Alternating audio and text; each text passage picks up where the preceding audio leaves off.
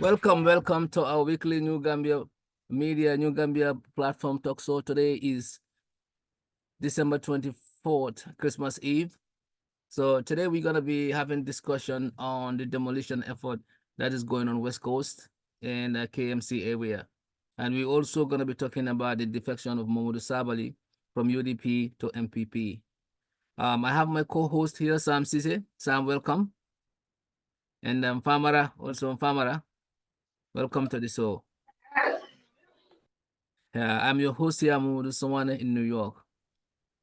So the demolition effort, we've seen a lot of places been destroyed, the roadsides being cleared in the efforts to create rooms for traffic and also for pedestrians to be walking on a safe side of the road.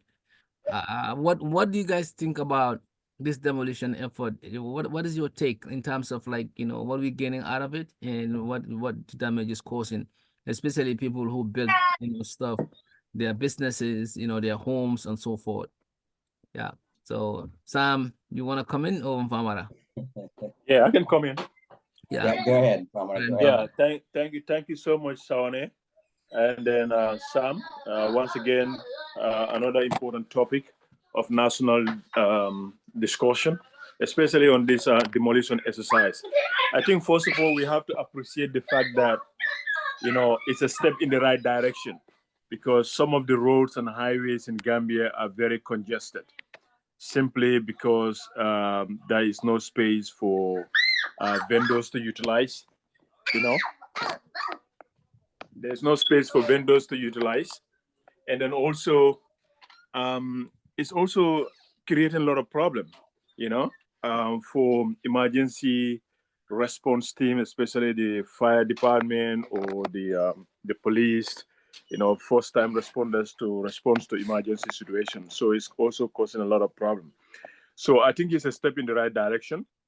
I don't know what makes the government, what gives the government this wake-up call to act immediately, but it's a step in the right direction. I know, it has affected a lot of people, individuals, and businesses, but then in the long run, it is for safety and also creating a lot of space. The problem is the planning aspect of it. As far as the event is going, I know they have sent sent some press releases in some newspapers and press about before the demolition exercise starts. But I think it's not they have not given people enough time, to prepare and also to to relocate their businesses, especially those ones that are already affected. And I also believe the task force should have occupied the national platforms, especially Gambia and radio television services, QTV, Paradise, all these media houses. They should have been on that panel discussion, just like right now they are doing, because I see sometimes, Kerfatu was inviting Mane and the police PRO, to talk about this demolition exercise. That is when they already started. And some of the complaints have started coming in. And then to get more information from them, they have to be invited, for interrogation, like just to get some facts about what people are complaining about. If they have done this well before the demolition starts, then obviously that will give chance to everybody, and then their plans will be laid out to the public. People will know this is going to where it is going to start and where it is going to end. Then that way there would be adequate information, for people to, to consume and also to get prepared and get out of the way. That would have been very, very effective, because in the long run, no matter the fact that they are occupying places that are not supposed to be occupied, but they are paying taxes to the councils or the area council or municipalities in those locations. And at the same time, some of the businesses are saying we're still paying revenue to GRA. Then we are collecting tax. And some of them said, I even received clearance from physical department. So that clearly indicates that there is lack of coordination between government institutions when it comes to enforcement and implementation of government policies and programs. Because if physical planning knew somebody is putting on a stall on a highway, and obviously those have to be verified, because before you build a house or before you build a business, you must have to come with your plan.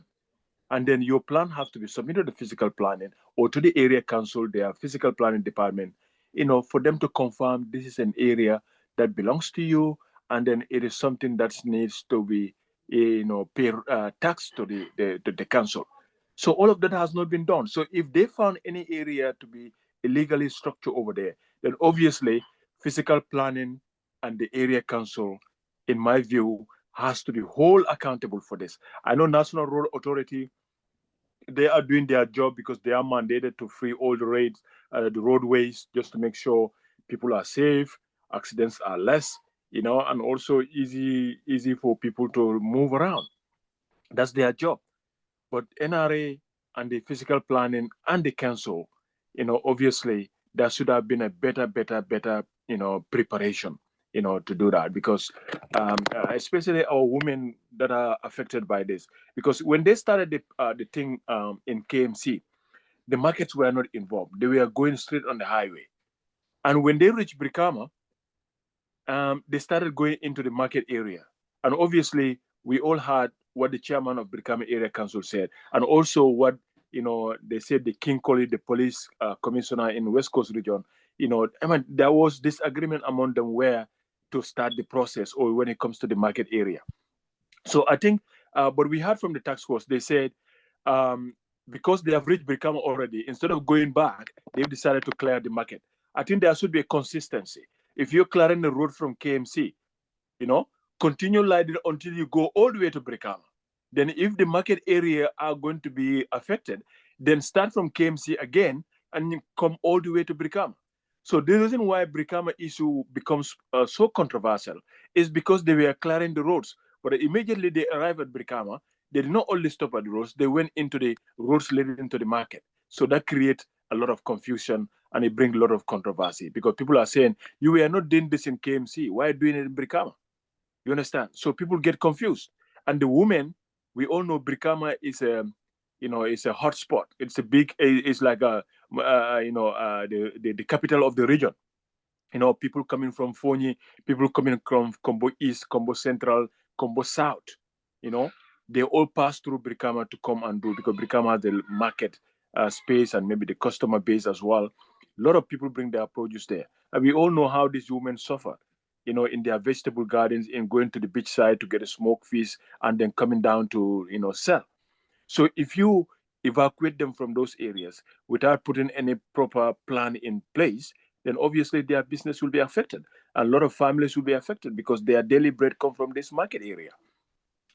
So that's why it's so complicated in Brikama. And I think, that's why the area council chairman believed that the proper procedure was not done because they were not consulted. They did not tell them what they're supposed to be done, and then all of a sudden start clearing, and it affects their revenue base. Of course, the people of Brikama as well are affected.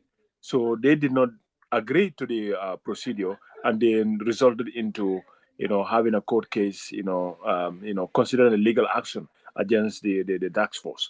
So far so good. The intention is very clear because Gambia is congested.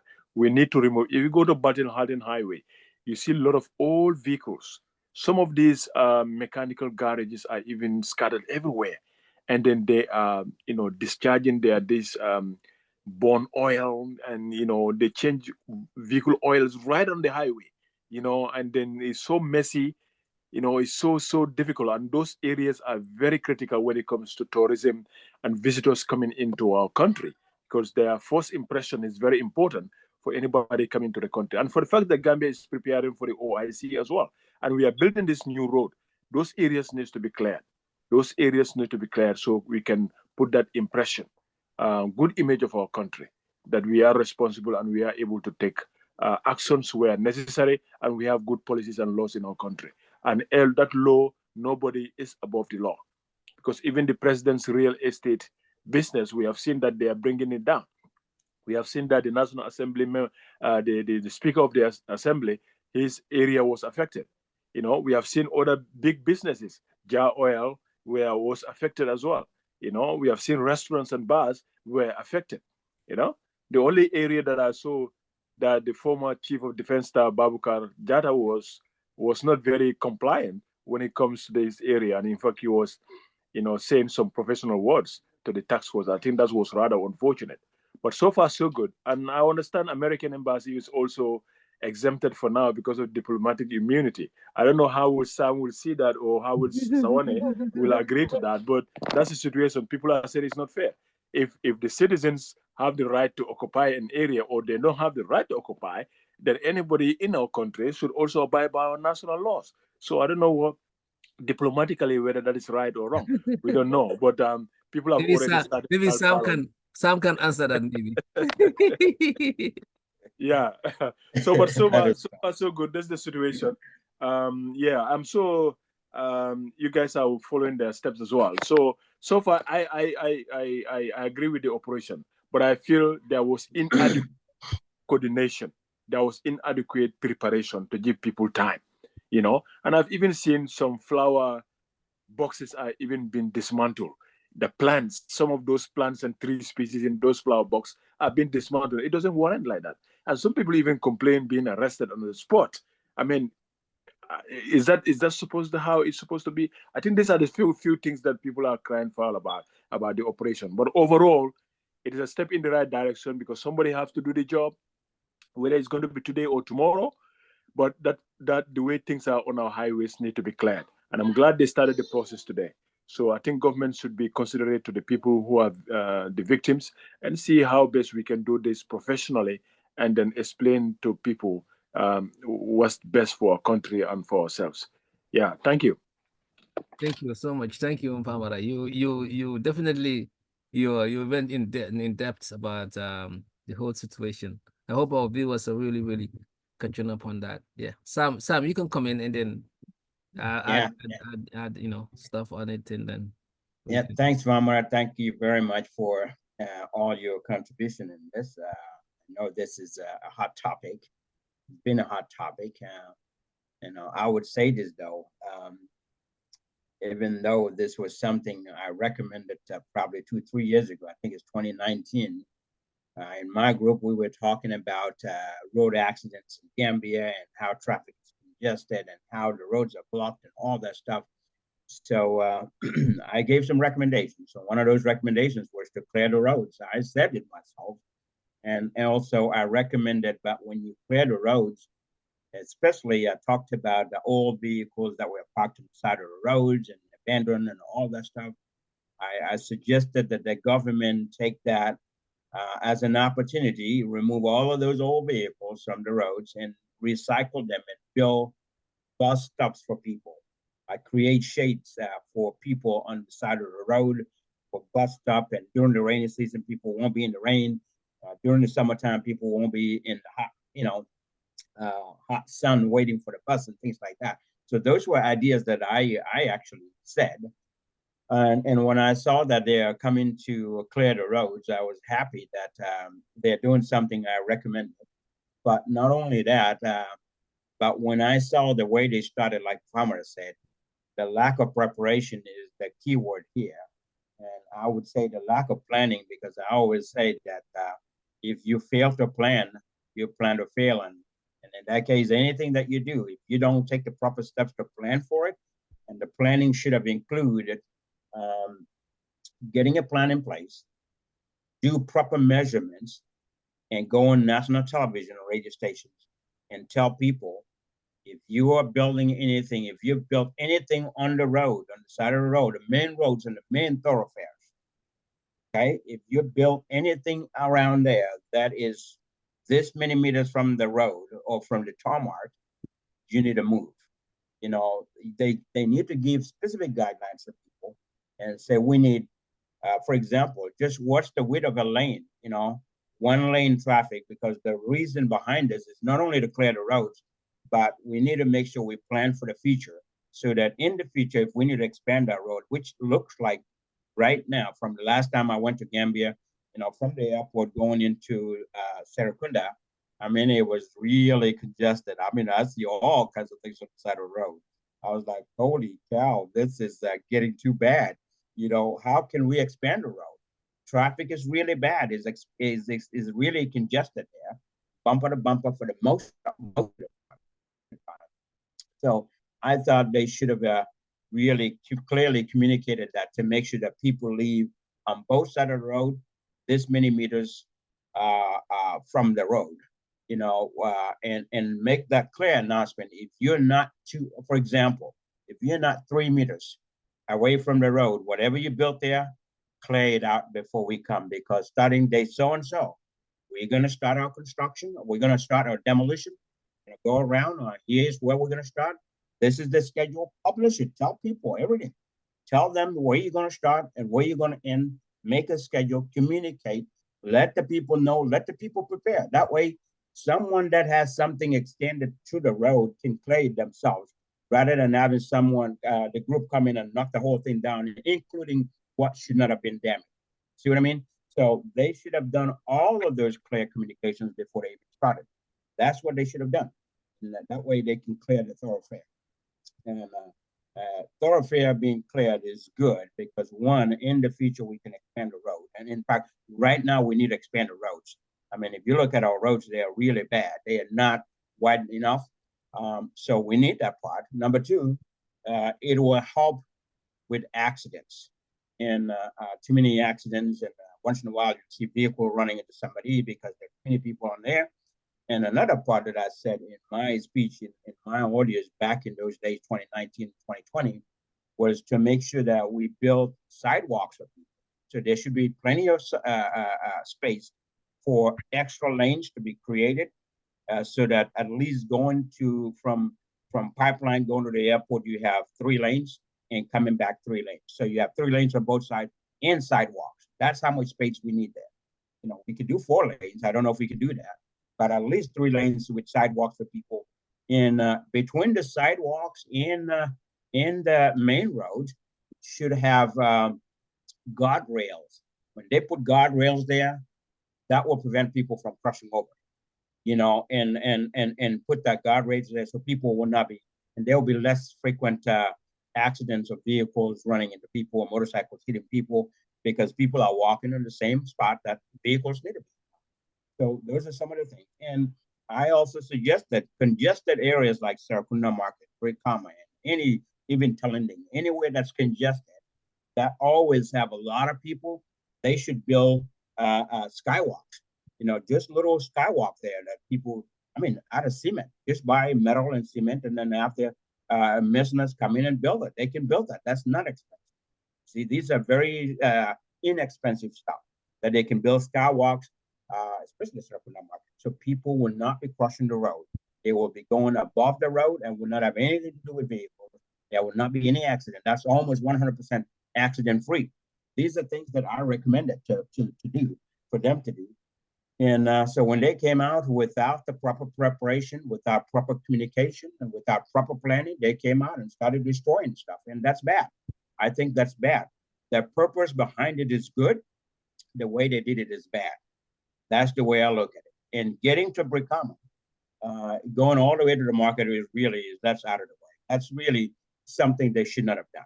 Just clear the main thoroughfare for people in the car and the vehicles to be able to pass. But don't go into destroying the market. I mean, that's you affecting other people. I mean, when you destroy the market, there are people that are buying and selling at the market. That's the trading place. So you can't just go to the market and destroy them because of all this.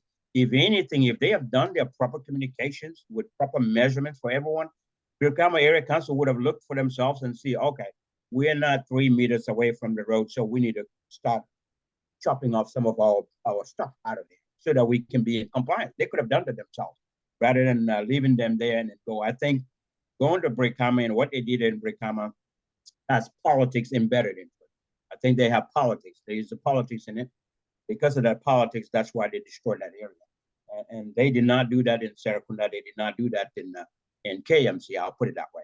So politics played part in that, and unfortunately. What kind of politics do you think that is? Well, the politics between NPP and the UDP chairman being elected at Brikama, we all know that that's rivalry. And because of that rivalry, they did not want to see the success of Brikama. So they want to destroy that, just to handicap them. That's what it is, because NPP wanted Brikama. They wanted that place bad. And unfortunately, they didn't get it during the election. So they want to do anything they can to damage that area. And that's at the expense of the taxpayers. That's not good for the public.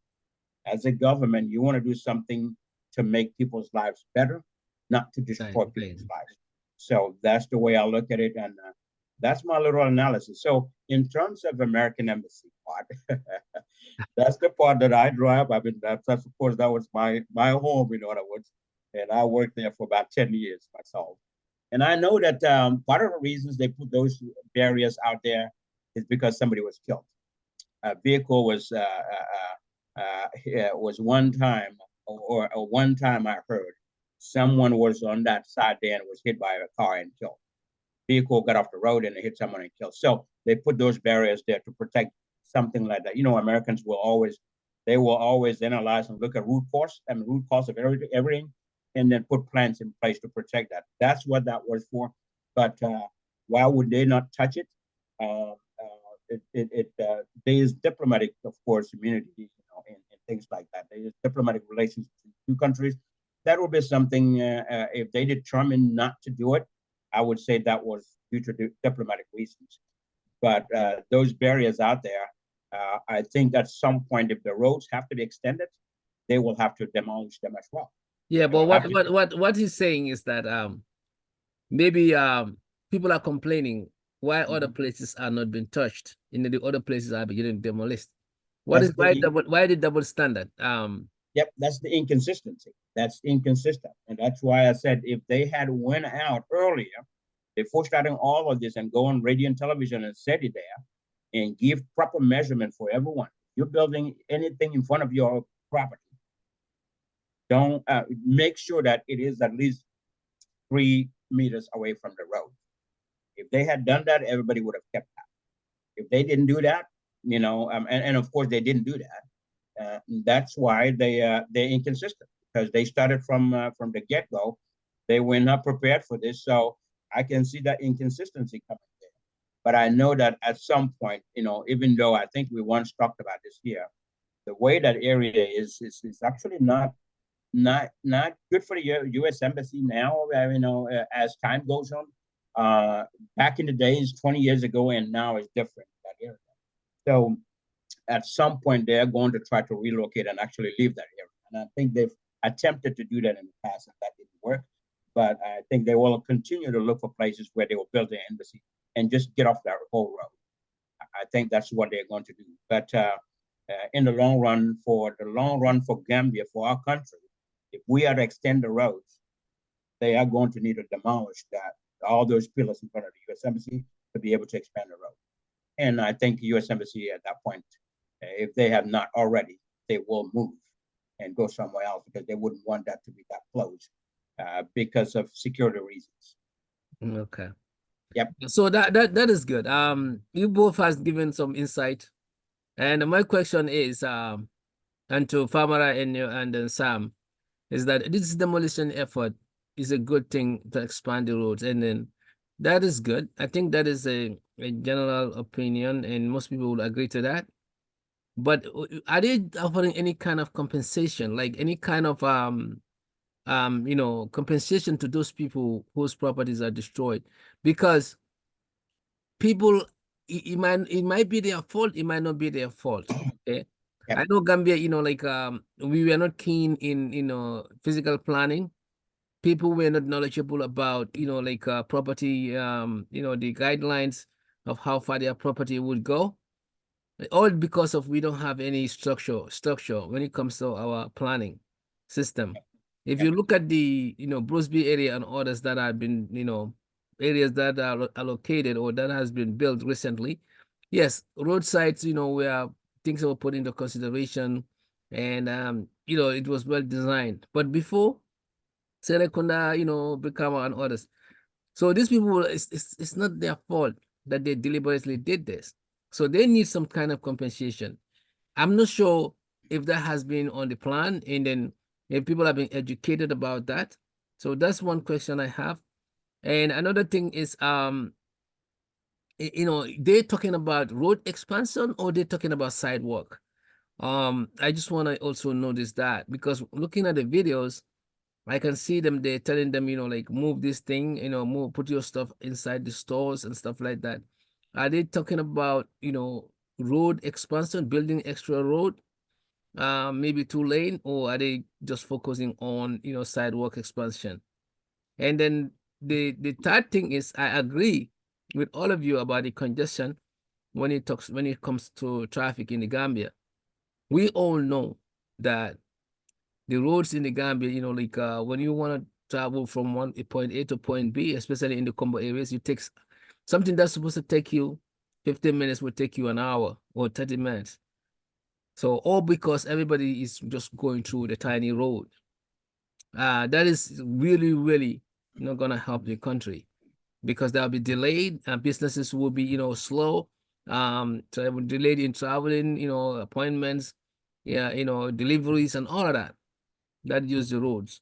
So my thing is, since this government has no plan or have no capability to put in place, like, above, roads, like on top of each other, above the ground, and they have no idea or no funding, to create, to go and create, roads, that will be utilized beside these roads. What do you guys think about this whole effort? Would this make any significant difference in anything in terms of transportation? I can let Famara come in before I do, but I do have. So I have 3 questions. One is the compensation end. The second question is the like, whether this will even make an impact on the road, transportation, in terms of like, the delays that happens. And then what was the third one? The third one was yeah, the third one was why other people are been been left alone, and others, areas have been destroyed. Why double standard? Yeah, Because yeah, thank you. As far as I know, I'm not aware of any compensation because as far as government is concerned, these structures are built illegally. So if you build your structure illegally, the cost of moving it is your responsibility. So whose fault was that? Was that because there was lack of education, there was lack of knowledge. Nobody has been sensitized. Like, I'm gonna take an example of myself. I have my house back there. Thank God it's not on the roadside, but if it has been in the roadside, I would not be I probably wouldn't, nobody, was sensitized, these people. Some of these people are not even educated. exactly. How are you gonna tell them that, it's illegal? I mean, like, we live in Baribu. I mean, you build your house there, how do you know it's legal? I mean, you used to that, you come to Combo, and it's totally, like, you implement all, I mean, like, you build your house, you build your fence, yeah, and they don't know. I mean, taking yourself as you put yourself in their shoes. And this is old time people you're talking about. I mean, maybe old days. These houses are built years ago. We're talking about now. Now, any area being allocated, like Bruceby, like, all those areas, Kotu, they have a strategic way of doing how they do how they allocate lands, and how they do the zoning and all of that. Right. Mhm. Yeah, I mean, that's the problem, because also you are saying that there is lack of communication, inadequate communication or information.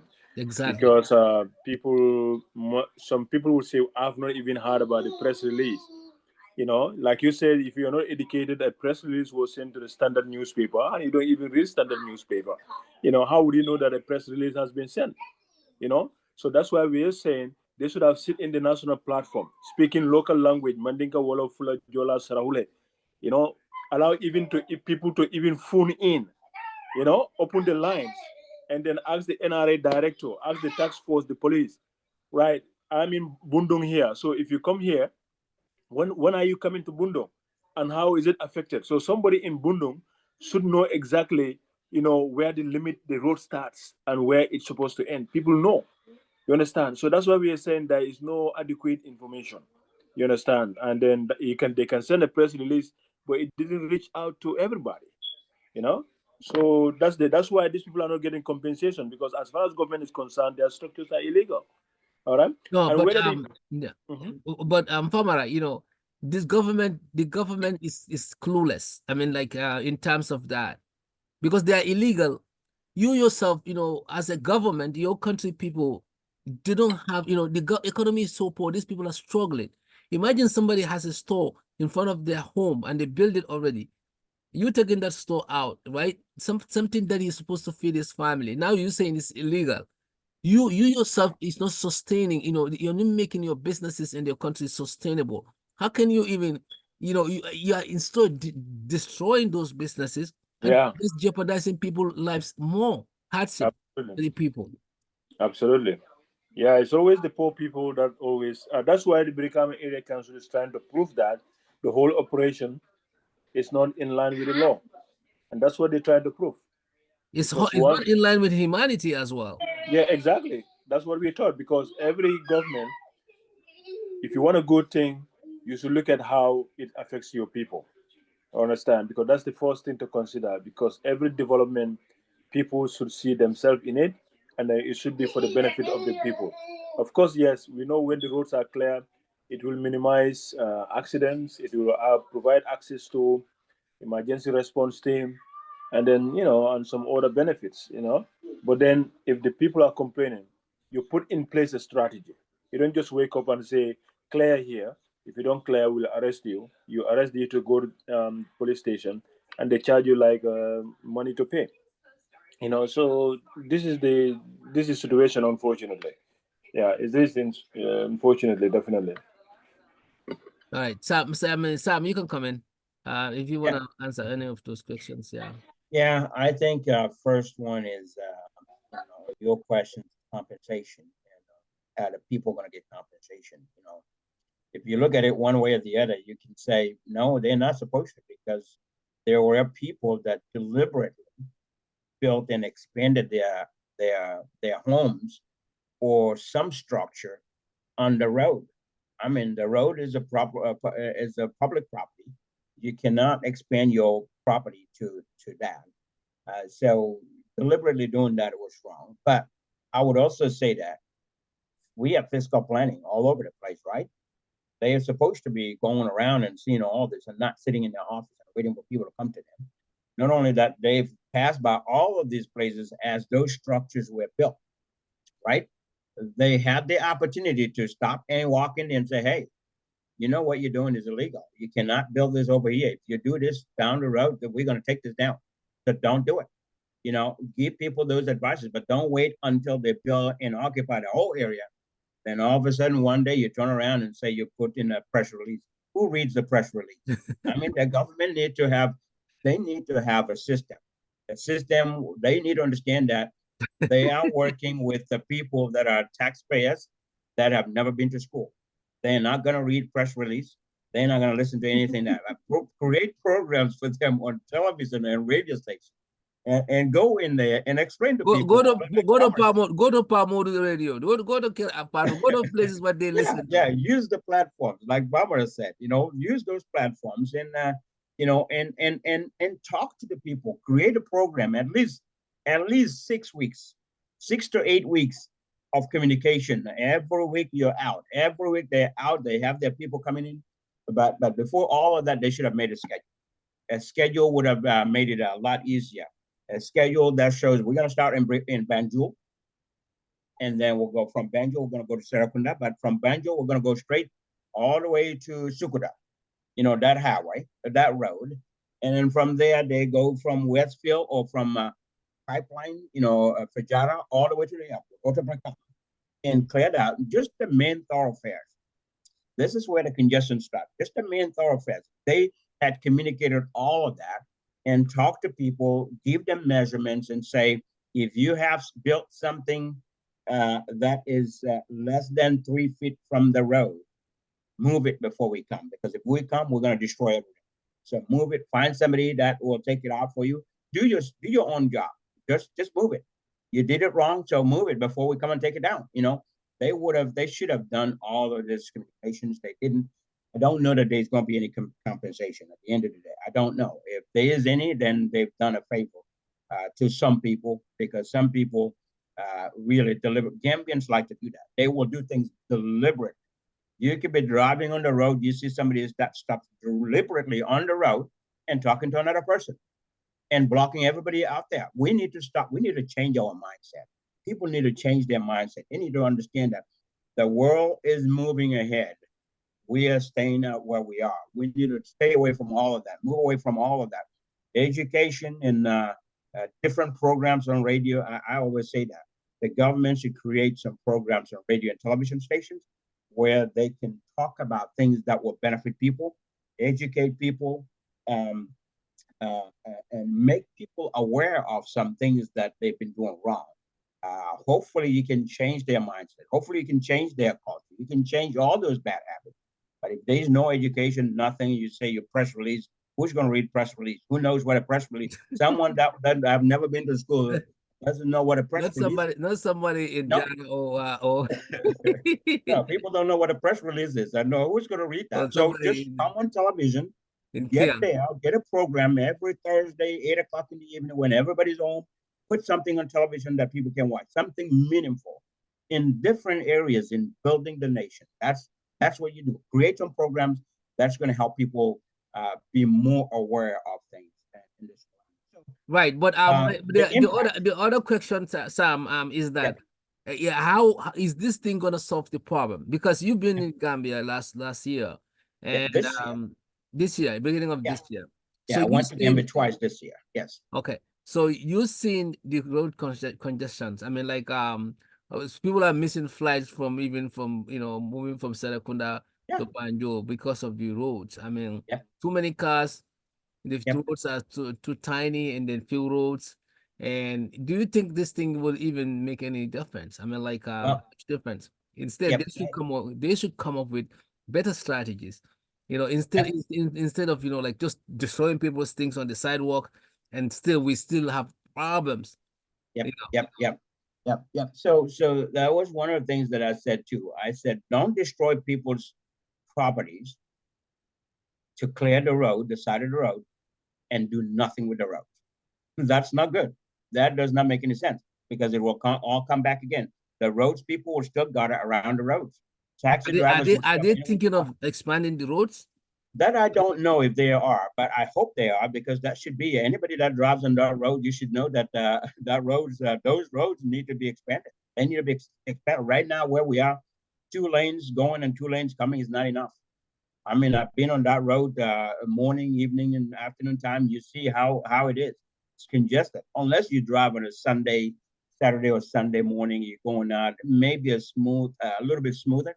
But Monday to Friday, boy, that road is crazy. It's crazy. It's just like in America, it's just like when there's an accident on the road. It's bumper to bumper.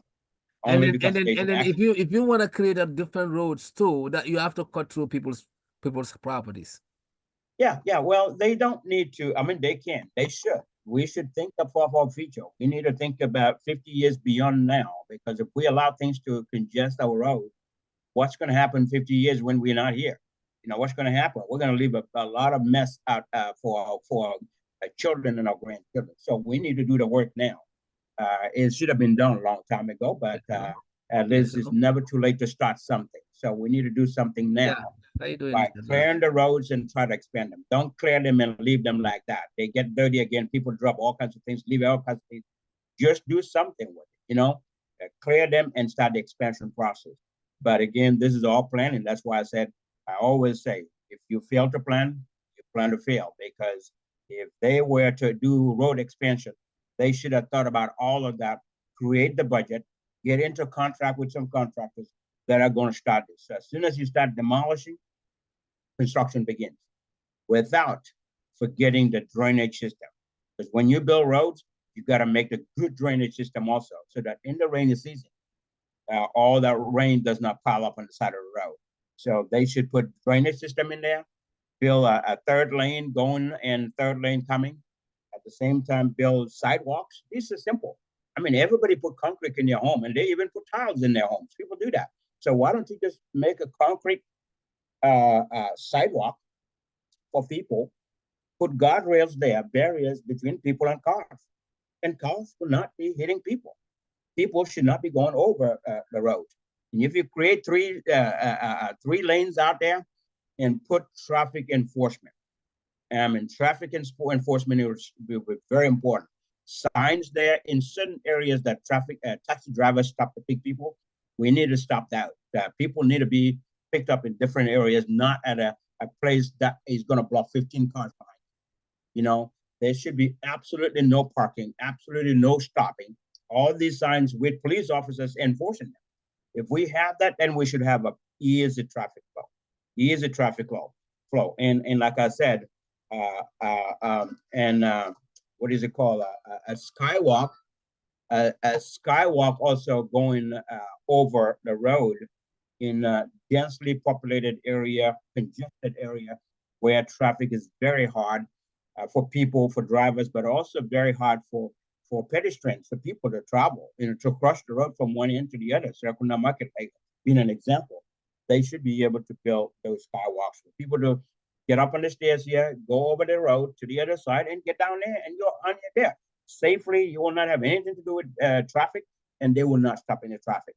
So if they do things like that, if they have that kind of plan, it will be impactful. But if they don't have any plan like that, they just want to clear the roads and leave it like that, that's bad. I have thank you so much, Sam, for that. You know, especially with the skywalk. That's a good idea for densely populated areas. I think that should be you know, in their plans. I have a guest here who wants to speak and contribute. His name is Drammeh, Safian Drammeh. I think that was is the same guest that we had before. Safian. Oh, yeah, let him in. Yes. Yes, welcome to the show.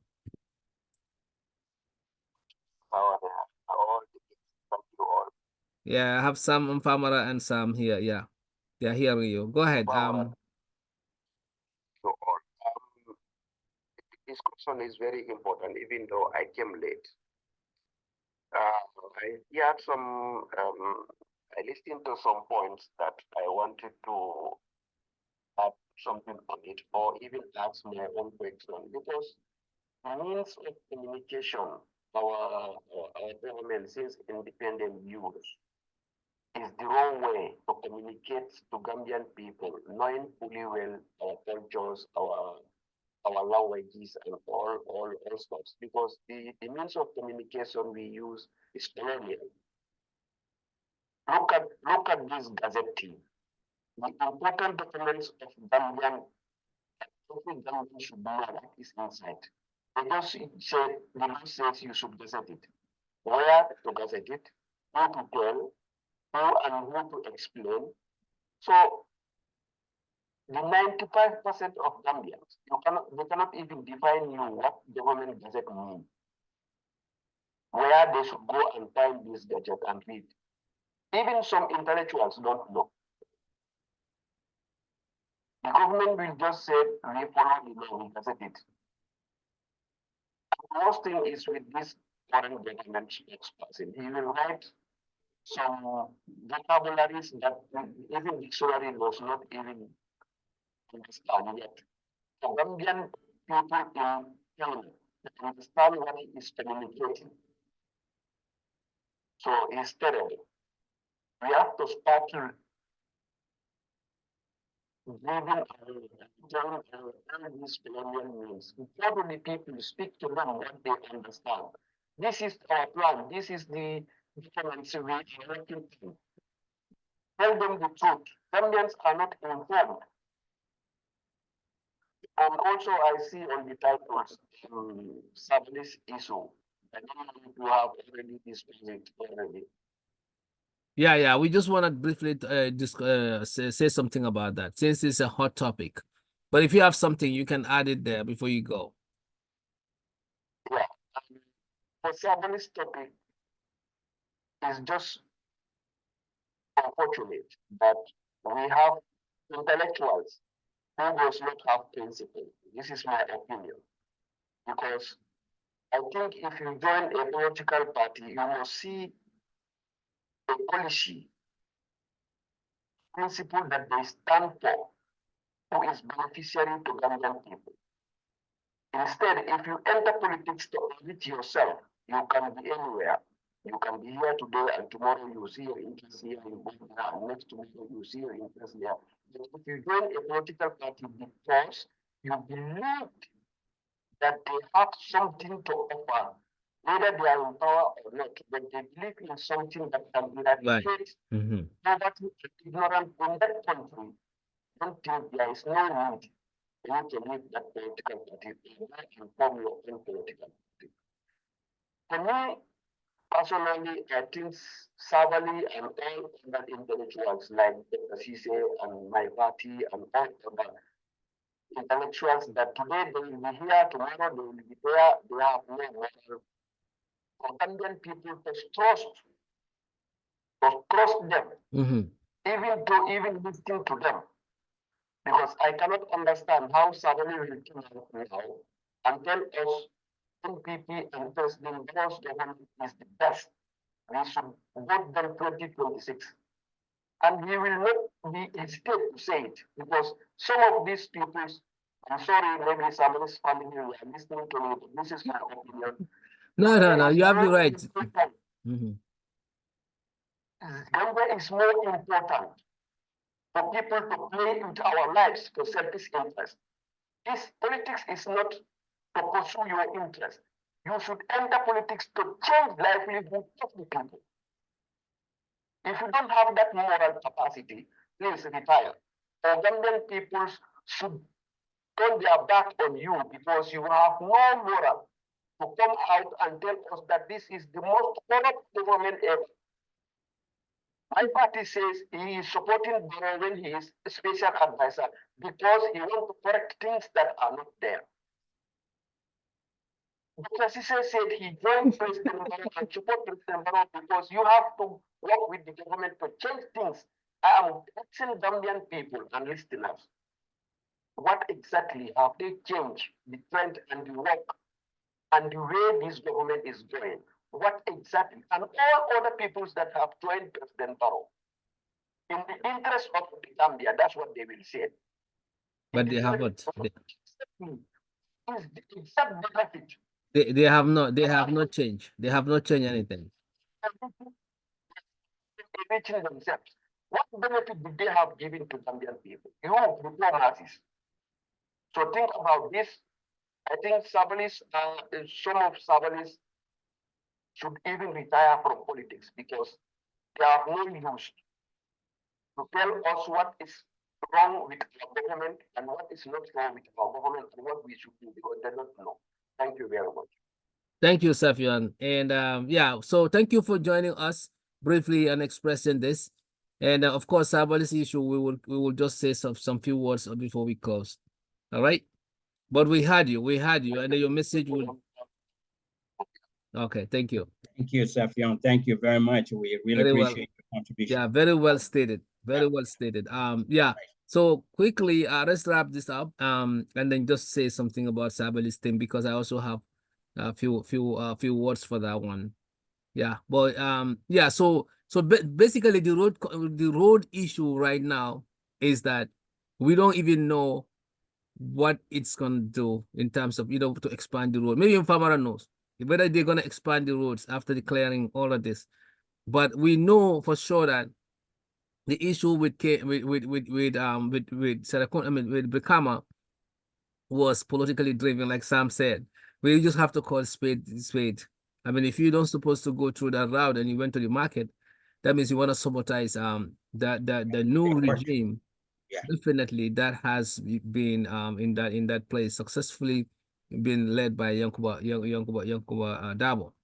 So that's why there was that back and forth councils with the police and so forth. You following, yeah. But generally, according to Famara, it's a good idea to do this, and then also Sam supports that. but the way to do it is probably not a good idea. And then you cannot do it just because they say it's illegal. I'm not supporting that too, because these people don't know. Like we were saying, communication is lacking, and some of these things has been built way back when the information systems are not as current, and people don't know. So that's why I think they deserve some compensation. The government, before going through this route, they should have funding allocated. You give, I'm destroying your block, your building, a portion of your house. This is what you can, use. I'm taking your business away. This is where you can, use to help you, relocate somewhere else. So all these things are important, an incentive. Yes, you are on the wrong spot according to our plan, but this is what we can. That's what we call, you work together. You empower your community or your people. But we are not seeing that. This operation just come.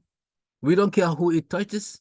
But guess what? They care because, like you said, American embassy hasn't been touched, diplomatic. And I'm pretty sure there are other, areas that have been, omitted based on so and so. So, in order to conclude this topic, if you guys have anything to add, but I think the road issue need to be factored. This must bring something.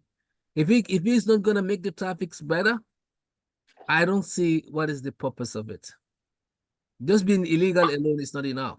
They need to capitalize and see what they can do to make traffic better. Famara, come. You wanna come in? Yeah, I don't have much to say. Yeah, like you said, I mean, a lot of work needs to be done. So it's an ongoing process. So hopefully, listening to all the reaction coming from the public, maybe at some point the task force might meet and review at their activity and say, hey, maybe we need to improve on this area. Maybe we need to do this one better. You understand? Maybe they can learn from that. But as far as we know, the way things are going right now, it needs to be a lot of work needs to be done. Yeah. So let's see what happens and whether they are listening to people. I don't know. He's the PRO. I know the police is involved, but the police is talking about the enforcement side. NRA is talking about the Road Act, and the other stakeholders. We don't know all of them, but I think it's a joint effort. So hopefully they will listen to public reaction and then make some adjustments where necessary. Yeah, but so far so. Do you think they're gonna expand the roads? Well, I think that's the main idea. Reason why they are expanding, leaving the space for the road. Not for now, but I know with the OIC projects where they are going on right now, that's the situation. I think they're getting ready for the OIC summit. Especially Batil Hari Highway, they want to make sure those roads are cleared. So once they are cleared, then obviously maybe they have some projects lined up. I don't know. But I think it's all part of the road expansion, because if they want to do anything in the future, they know that there is space. Okay. Yeah, Sam, before we comment on Sabally's thing, exit, what do you have on this topic? Yeah, this topic is just like we all said, it's the same thing. I think the proper communication, when preparation, planning, all comes into planning. The lack of planning is what caused all this. Because in fact, legally, if they have just notified everyone, by all means, in all local languages, from television and radio stations, and told people, move your stuff, give them measurements, distance where they need to leave, move your stuff before we come. If you don't move it, when we come, we're going to demolish and we're not going to pay. If they've done that, it would have been a different story.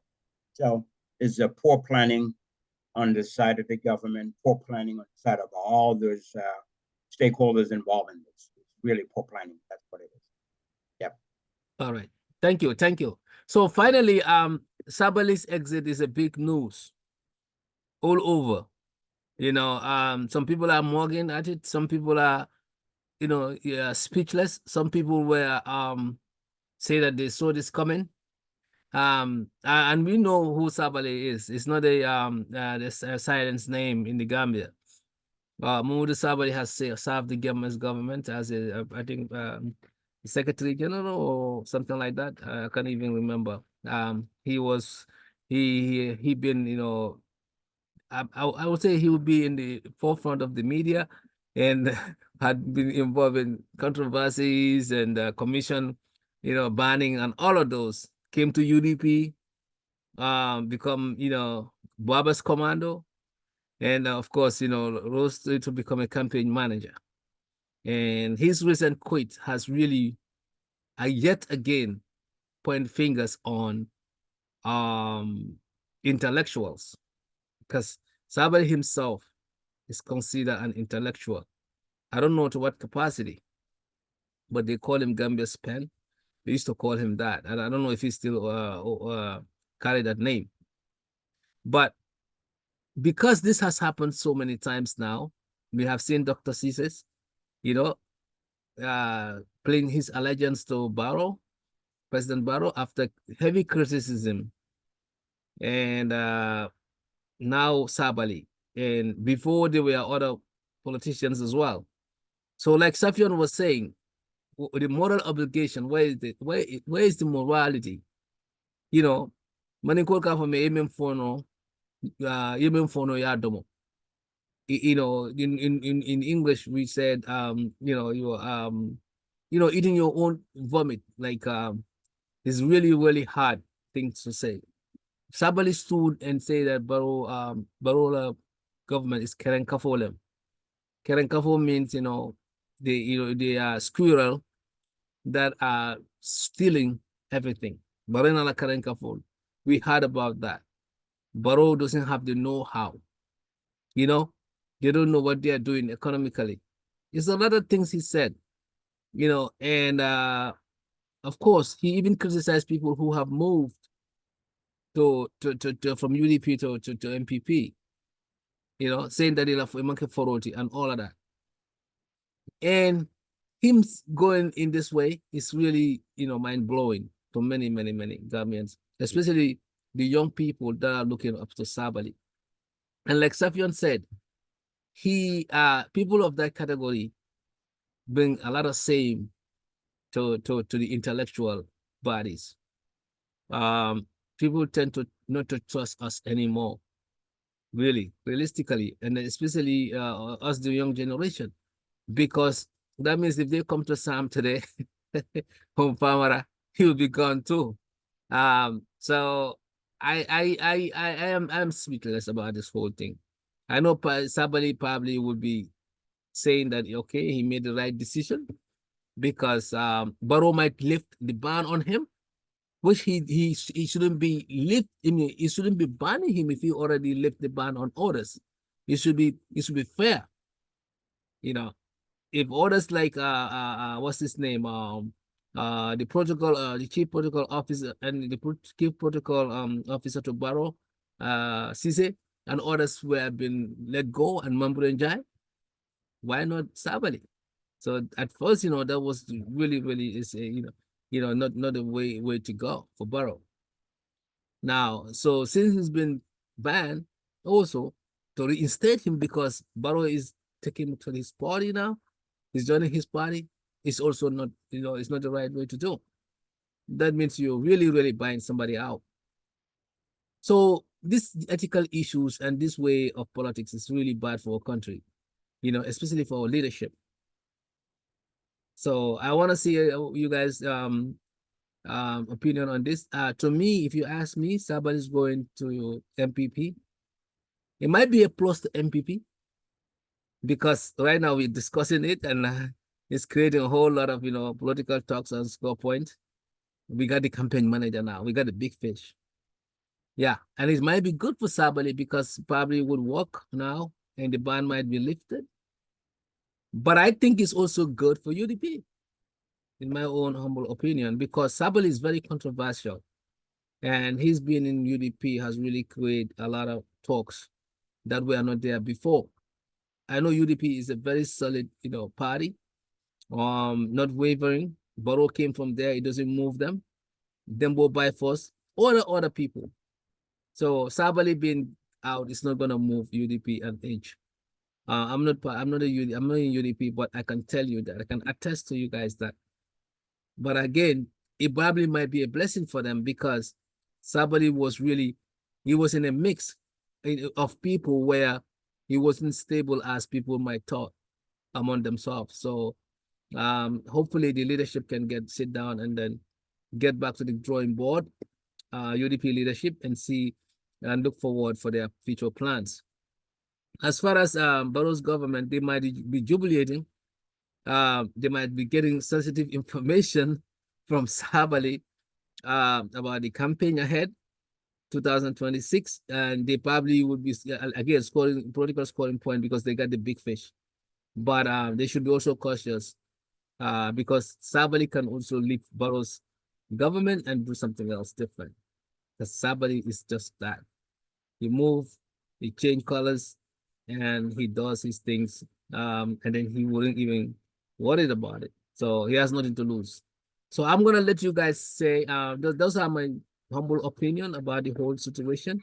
I think all of them are winners in this case. UDP is a winner, Sabally is a winner, and also MPP is a winner. What are your takes, guys? Absolutely. I think it's a win on both sides. To be honest, UDP might be surprised of Sabally's, departure, which some of them suspected, but some of them, majority, don't even believe it or don't even see it coming. I know it's a shock to them, but I think it might be a blessing for them.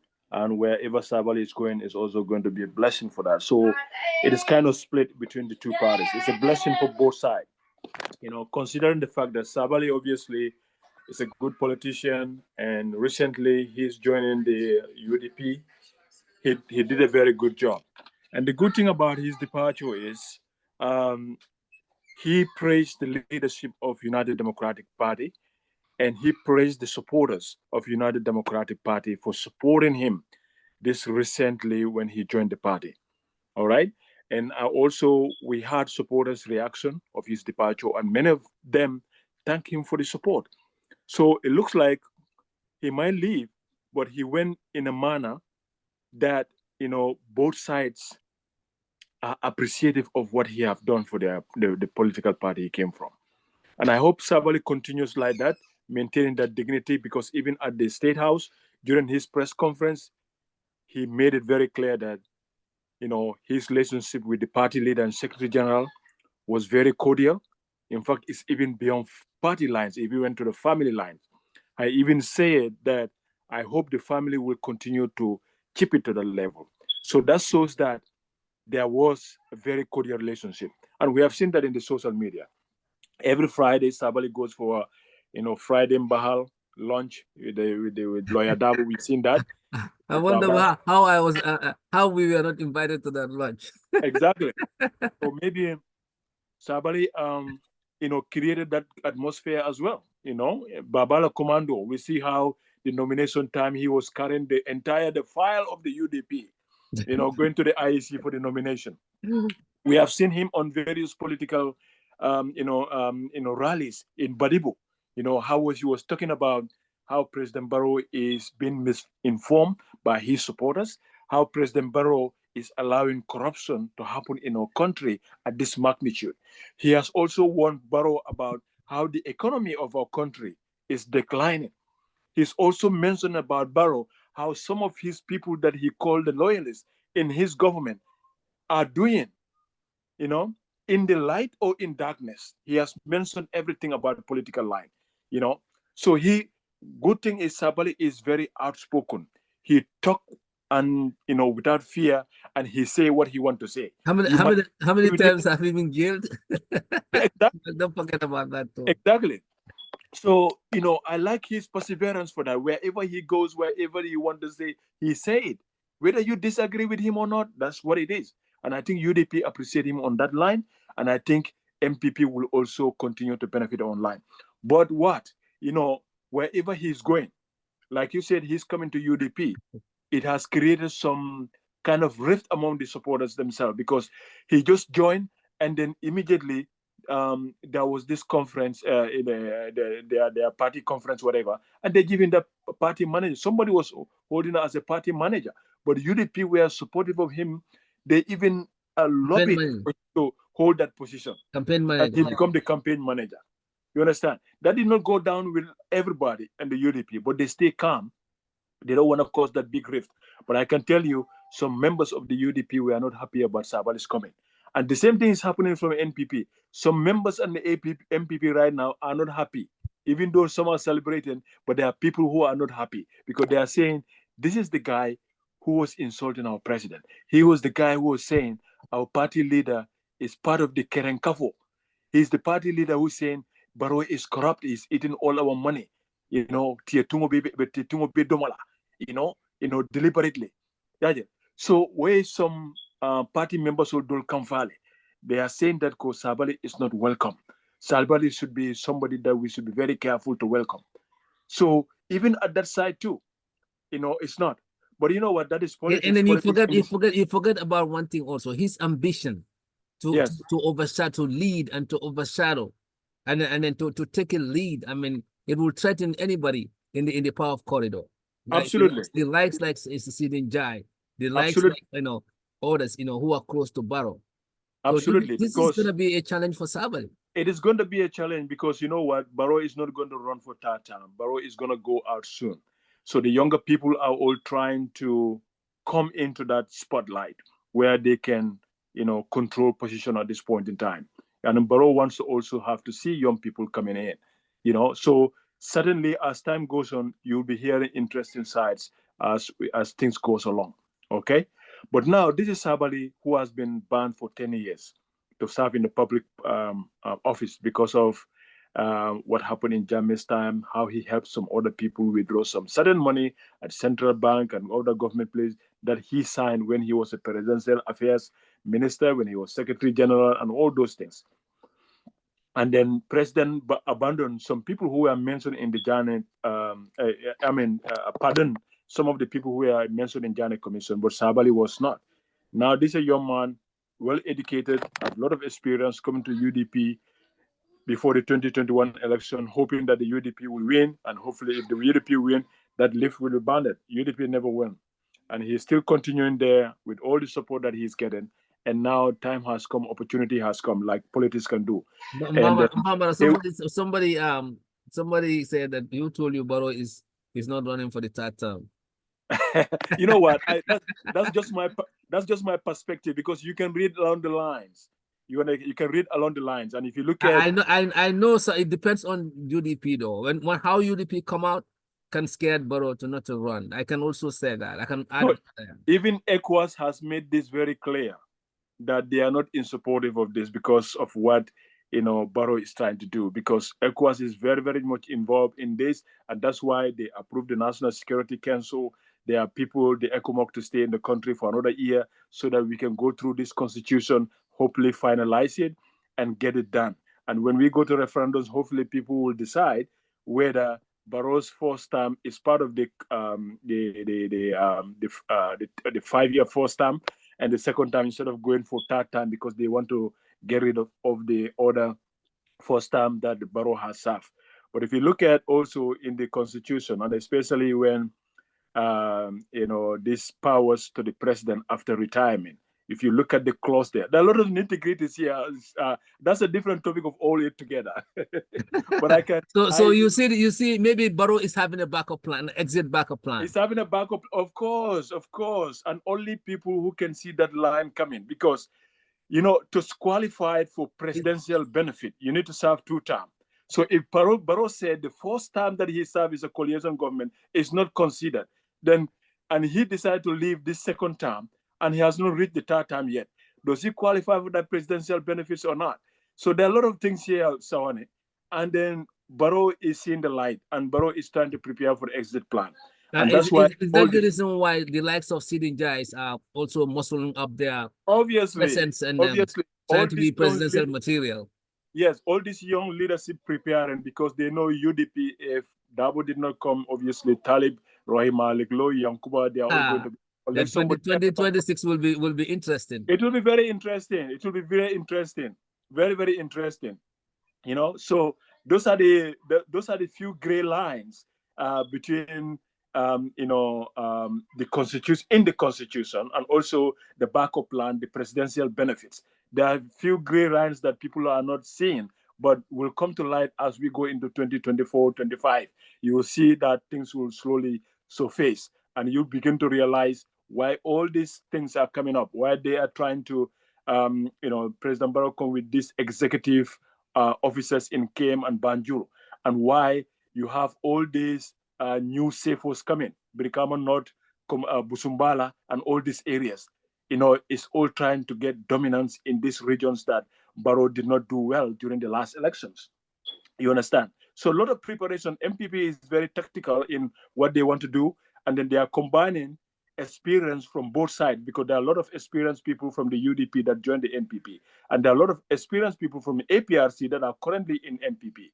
So MPP is utilizing experience and knowledge from both sides of the UDP people and the APRC people. And what is UDP utilizing? UDP is, in my own perspective right now, I think they will change their ball game, because right now, whatever they are saying is not going to work for President Barrow. President Barrow is proving them wrong all the time doing it. Because when they expect that this thing is not going to happen, but it is going to happen, and it's President Barrow is implementing them. You understand? So I don't know what is their plan, but they need to change the ball play game. If not, they bleed in the catch-22. And I think it's best for President Professor Halifa Sallah and Professor Dabo to sit at a negotiation table right now.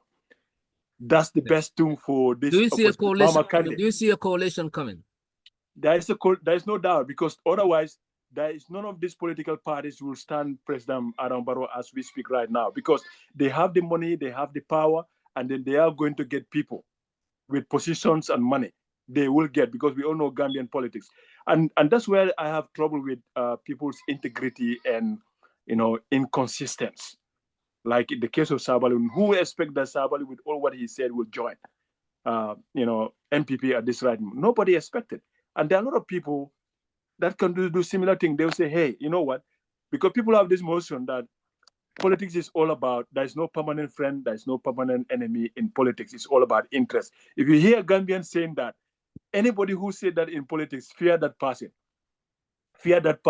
and don't even get closer to that person, because he can sell his integrity and dignity over national interest anytime, because integrity is very important and consistency is so important. You see, as a human being, right now, I know what Sabally might be feeling. He'll be feeling both mixtures, good side and bad side. But when he goes sleep on his bed alone, he will know that obviously there are certain things that I did. Yes, I will get what I need right now. But look at that. The president, somebody just come and join your party. You give a pickup to that person without even holding a position in your party yet, or without even lifting. That's corruption. Lifting a ban on the person to even become a public officer. You just give them a vehicle to person. That is not a good image for our country. That's not how politics works. It's bribery or corruption or whatever. Yeah, exactly. And I think opposition leaders need to cry foul over this kind of situation, because it's making the process bad, and it's making people, especially those who don't believe in their integrity and whatever, they will do that. But anyway, that's individual and personal level. But I think this is not good for our country. It's not the style of politics we want to see, because people will always go where there is money, where there is a personal interest, where they are enticing them on any benefits, they will go on. And what do you think this does to the international intellectual community? Like international communities are intellectual. The intellectuals, they are not consistent.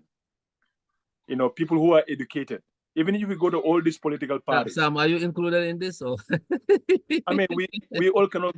Yeah, because we majority of us are like that, because we educate. We just want to hold.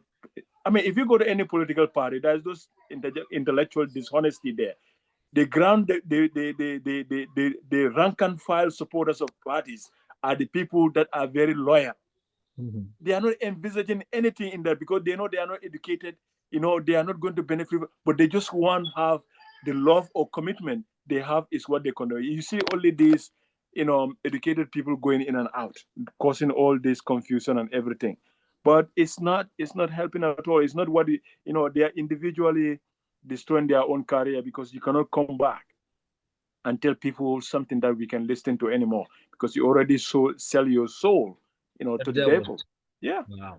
So it's crazy. Thank you so much, Famara. Thank you. Well said. Thank Sam, you. you want to throw it so we can wrap up? I think I will just summarize a little bit, because Famara said a lot, and everything that he said really makes sense. Makes sense. Yeah, Yeah, really makes sense. So thanks a lot for that, Famara. So the few things, or the little things I'll add to that is, with Sabally leaving UDP going there, I mean, I look at it as there's a catch-22 here.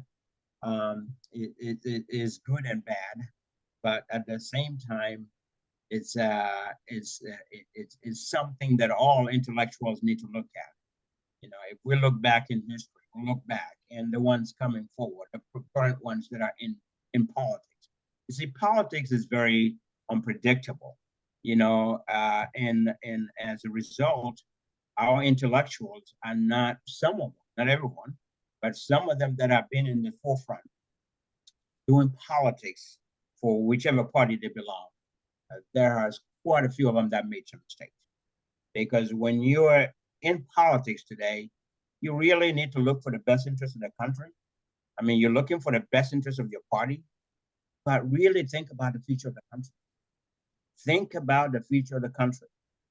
Know what to say. Don't say words that are going to come back and bite you in the butt. Because if you do, it demoralizes your integrity. It demoralizes yourself. And this is what some people fail to understand. No matter how good you are, if you don't watch what you say. But nobody forced these people. Nobody put a gun on their behind. Exactly. Their I know. shoulder. That's why I said they need to watch what they say. Even though freedom of speech, everybody can say whatever you want. But if you're really smart, and you know for sure that one day you may change your mind, which you have the right to do. So you should know how to play your politics. I think that is the mistake of quite a few of them are doing. They don't know how to play their politics. They go into politics and go real deep and get to a point where, I'm trying to think of a word here that they do.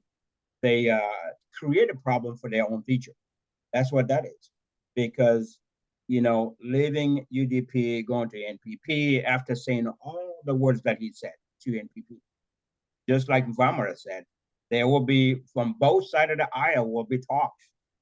There are people in UDP that will say certain things, and there are people in NPP that may not welcome him there.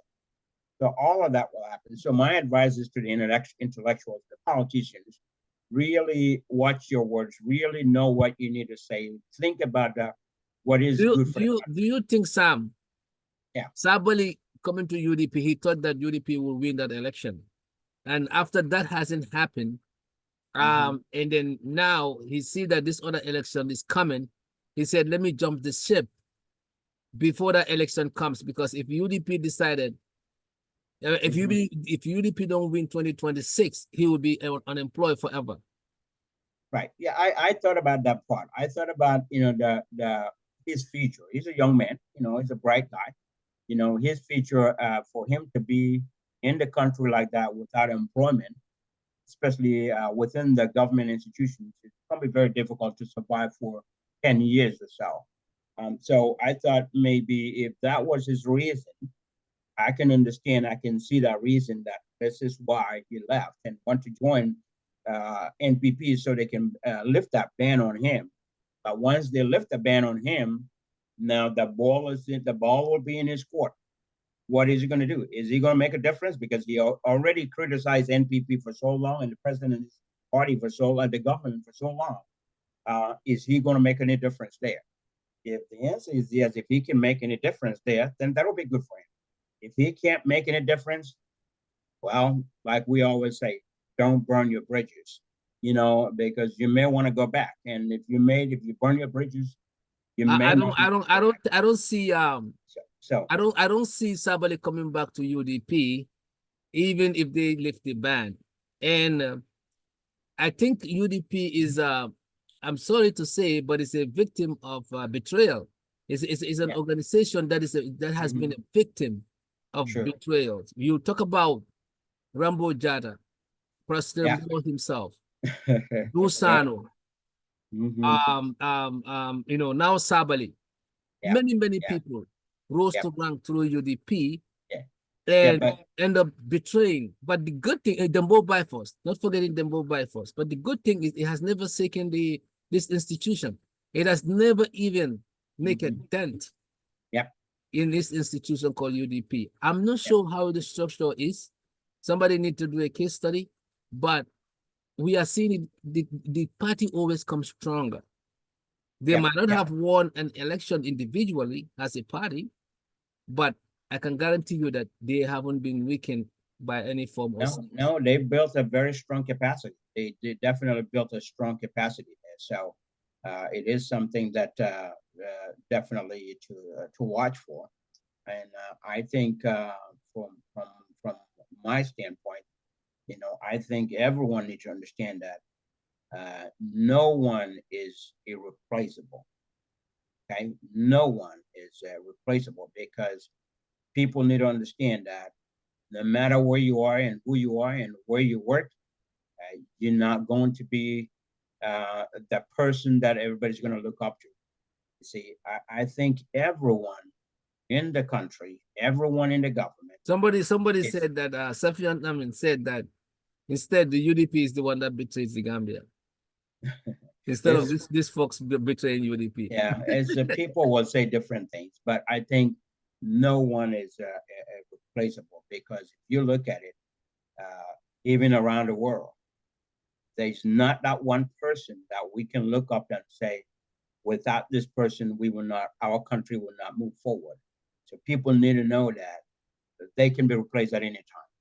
If you look at the world, President Washington, George Washington, Abraham Lincoln, look at all the great presidents in the world, even coming to Gambia, President Jawar, they are all gone.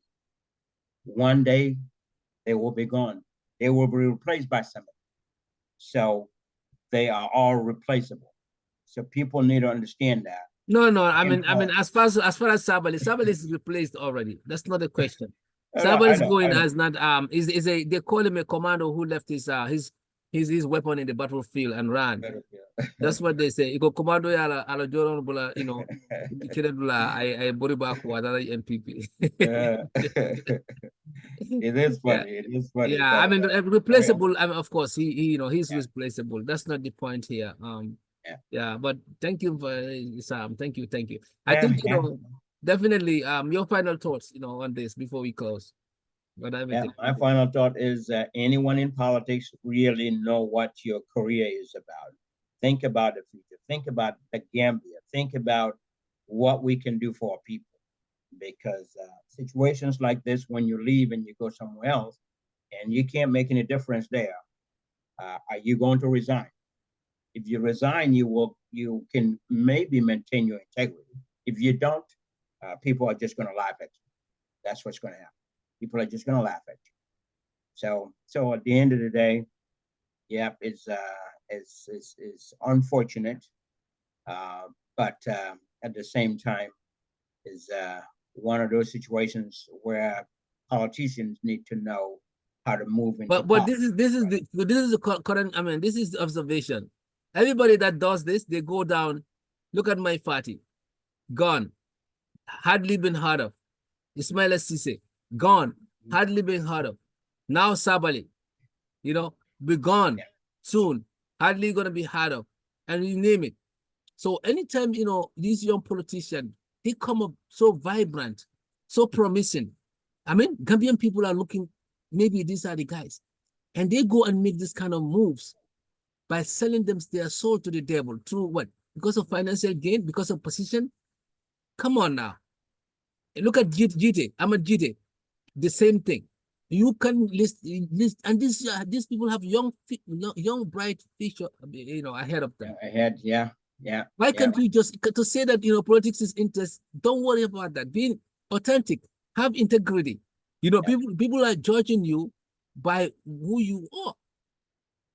So that's why I think people like Yankuba, Talib, and then other folks who haven't made those mistakes, they probably have a better chance, looking ahead. Because being a vibrant young person and you have a clean slate and you show a proven record, trust me, Gambian people can give you a chance at any given point if you ever been given a leadership position. So I think this is the lesson learned from this observation. I hope Sabally is gone because Sabally's situation is a little bit critical because he was banned. I can understand that he need a family to feed. He had to choose, whether to even seek for leadership or just to get somewhere to work and then take care of his family. So if he did it for that, I commend him for that. But if he's doing it because of some other reason, trust me, he wouldn't have any chance in MPP. Because guess what? Those people will come, use him, and they will not bring him close to the power of corridor. The corridor of power. Because the likes of Sidinja, the likes of others, those ones are doing anything possible to safeguard those things for themselves. So I hope that is something that Sabally grasps on, because trust me, man, you find them there, they really are doing, they know what they're doing. And they get President Barrow protected. They know who comes near the president, they know whose influence can shake the president, and they will keep you at a bay. Yeah. But anyway, this is our analysis. Sam, thank you so much for your time. No, I think thank this you. was Thank you. really the roadside construction, was really, really informative. And Sabally's move, probably people can learn something from this. We thank you all, our viewers, and then we will catch up next week. So Yeah, thank you. happy holidays. Thank you. Happy holidays. Take care. All right, great.